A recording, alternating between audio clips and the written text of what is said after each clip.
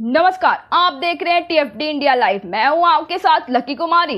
राहुल गांधी के प्रयोग को आगे बढ़ाएगी UP Congress. OBC vote bank को साधने का अभियान। लोकसभा चुनाव में कांग्रेस नेता राहुल गांधी ने अपने कोर वोट बैंक रहे आंकड़ों की परवाह किए बिना पिछड़ा और दलित कार्ड खेला था। कांग्रेस का यह सियासी प्रयोग सफल रहा। राहुल गांधी अभी भी सामाजिक न्याय के मुद्दे पर कायम है और जातीय जनगणना को लेकर सड़क से सांसद तक मोर्चा खोल रखा है। ऐसे में राहुल गांधी के सियासी एजेंडे को उत्तर प्रदेश कांग्रेस ने आगे बढ़ाने का फैसला किया है।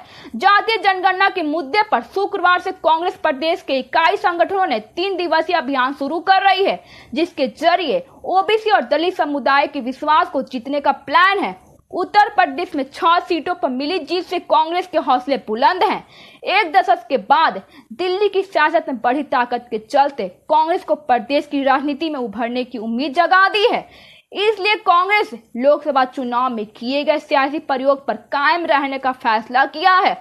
दलित और ओबीसी और सामाजिक न्याय वाले मुद्दे पर आगे बढ़ने के लिए कांग्रेस के अल्पसंख्यक, पिछड़ा वर्ग और फिशरमैन विभाग ने संयुक्त रूप से जातीय जनगणना के पक्ष में समर्थन जुटाने के लिए 9 अगस्त से 11 सितंबर तक जागरूकता अभियान चलाएगी।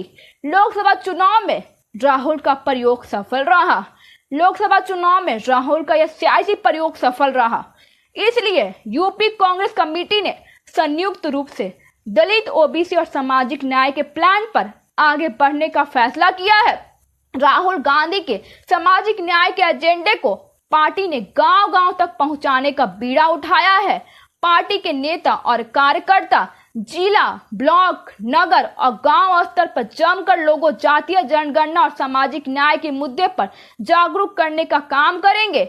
यूपी कांग्रेस ने 26 जुलाई को राष्ट्रीय भागीदारी दिवस भी मनाया था और उसमें जातीय जनगणना करवाने और आरक्षण की सीमा पर लगे 50% आरक्षण लिमिट को खत्म करने की मांग भी उठाई थी। इससे पहले कांग्रेस ने दलित को साधने के लिए जगजीवन राम की जयंती पर दलित बस्तियों में जाने का अभियान चलाया था। कांग्रेस की मंशा अब इस जातीय जनगणना के मसले को आगे बढ़ाकर पिछड़ा वर्ग के वोटरों को अपने पाले में लाने की है। पार्टी लाइन से हटकर चलाई मुहिम। राहुल गांधी ने इस बार से लोकसभा चुनाव में पार्टी लाइन से हटकर अपने कोर वोट बैंक की परवाह किए बगैर सामाजिक न्याय की राजनीति पर भी चलने का कदम उठाया था। राहुल ने आरक्षण और संविधान बचाओ का नारा बुलंद कर पिछड़े और दलित मतदाताओं की गोलीबंदी करने का प्रयास किया है और इसमें वो सफल भी रहे हैं। असर ये हुआ कि पिछले चुनाव में 52 सीटों पर सिमटने वाली कांग्रेस 99 सीटों पर पहुंच गई है और यूपी में 1 सीट से बढ़कर 6 सांसद हो गए हैं। इसके अलावा 5 सीटों पर उसमें मामूली वोटों से हार का मुंह देखना पड़ा। इस तरह पार्टी का वोट प्रतिशत भी बढ़ा है और प्रदर्शन में सुधार देखने को मिला है। इसलिए ओबीसी और दलित वोटों को साधने के लिए अभियान शुरू किया गया है। 2027 में कांग्रेस का टारगेट 2027 का विधानसभा चुनाव है। लोकसभा चुनाव में संविधान और आरक्षण के मुद्दे पर दलित और पिछड़ा वर्ग के आय वोट बैंक को जोड़ने रखने का प्लान है। इसलिए अब वो इसी तबके वोटरों को सहेजने में ही अपने लिए भविष्य देख रही है। कांग्रेस मान रही है कि अगर उसके पास दलित और पिछड़ा वोटर आते हैं तो यह उत्तर की राजनीति में कांग्रेस की सियासी जड़ें मजबूत हो सकती है। कांग्रेस की इस राह पर खुलकर चलने पर एक राय नहीं बन रही है और यह कशमकश की स्थिति कांग्रेस के संगठन में ही नहीं बल्कि पार्टी सांसद और विधायक के बीच में दिख रही है। कांग्रेस 2 धड़ों में बटी हुई है।